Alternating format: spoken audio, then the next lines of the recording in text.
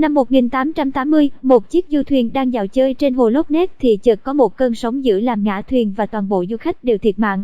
Lúc đó, có người mô tả một con quái vật có chiếc cổ dài thon màu đen trồi lên mặt nước. Nguồn tin này đã gây chấn động toàn nước Anh về hồ Loch Ness. Cùng năm đó, một người thợ lặn xuống hồ tìm một xác tàu mất tích, nhưng khi anh quay về thì mặt trắng bệch, toàn thân run lẩy bẩy chẳng nói được một lời. Trong cơn lo sợ, anh nói là đã thấy một con quái vật khổng lồ nằm trên một nền đá dưới đáy hồ, hình dáng như một con ếch khổng lồ, trông khủng khiếp.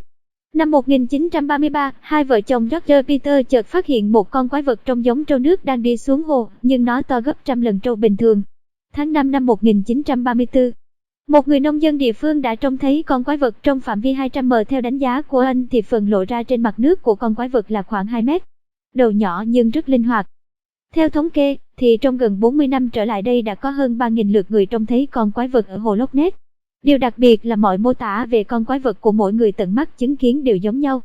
Năm 1934, bác sĩ ngoại khoa Wilson ở một bệnh viện London đã chụp được một tấm hình về quái vật hồ Loch Ness.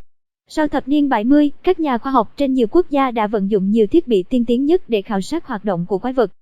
Trong đó, kết quả của một nhà tự nhiên học người Anh và nhà khoa học thuộc Viện Nghiên cứu Khoa học Boston, Mỹ là rõ nhất. Năm 1972, Mr. Boston có một tấm hình về các vây khổng lồ của quái vật từ dưới nước, đồng thời nhờ sóng âm mà họ chứng minh được các vây này đang hoạt động. Tháng 6 năm 1975, Boston cũng có một hình toàn thân và phần đầu của con quái vật trong nước.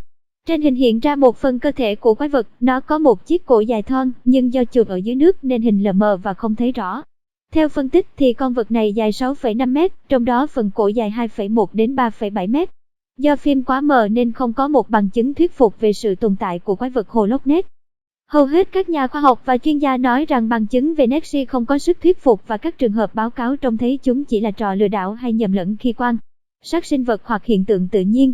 Hầu hết các bức ảnh về quái vật này đều mờ mịt không rõ ràng.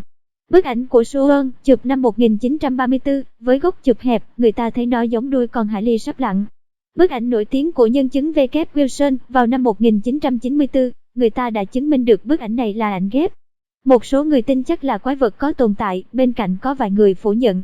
Lý do là một con quái vật to như thế thì nó là hậu duệ của khủng long thì không thể nào sống đơn độc hàng triệu năm qua. Và nếu con quái vật này bơi từ biển thì càng không thể vì hồ Loch Ness không thông ra biển. Hồ Loch Ness thông với phía tây của kênh đào một cửa sông rất nhỏ, quái vật không thể chui qua, còn phía đông bắc thì nhiều nhánh sông chặn đứng. Vậy, nhóm những người phản đối sự tồn tại của quái vật hồ Loch Ness rằng, với một địa hình nhỏ hẹp như vậy, hậu duệ của khủng long không thể cư trú đơn độc để sinh sôi nảy nở triệu năm qua. Lúc đó, từng có nhiều nghị sĩ Scotland phản đối việc điều tra hiện tượng hồ Loch Ness, đồng thời treo giải thưởng 1 triệu bảng Anh cho ai bắt được con quái vật này. Nhưng vào năm 2003, đài truyền hình BBC đã nghiên cứu và truy lùng con quái vật truyền thuyết này, nhưng kết quả là không hề có một con quái vật nào ở dưới hồ Loch Ness và họ cho rằng những câu chuyện về con quái vật chỉ là do trí tưởng tượng của con người.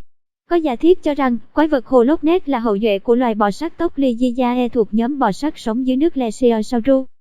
Đến đây thì Hiếu KM Channel phải nói chào tạm biệt các con vợ của Hiếu rồi, và nếu như các bạn thấy video này hay thì các bạn hãy cho Hiếu một like để tạo động lực cho Hiếu nha, và nhớ đăng ký kênh của Hiếu để nhận nhiều thông báo mới nha. Không thua Hiếu Channel dẫn lá nha, yêu các con vợ của Hiếu Channel nhiều nhiều lắm.